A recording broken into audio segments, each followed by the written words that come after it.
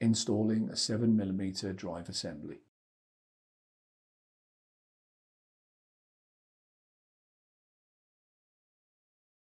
Align the pins on the rear drive cage with the corresponding hole and slot in the chassis.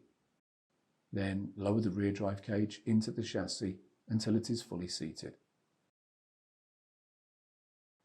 Connect the cables to the processor board or the PCIe adapter.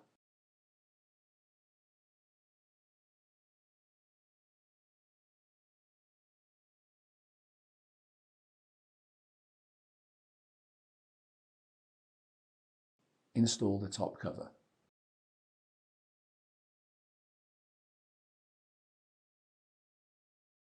Install the drives or drive fillers in the drive cage.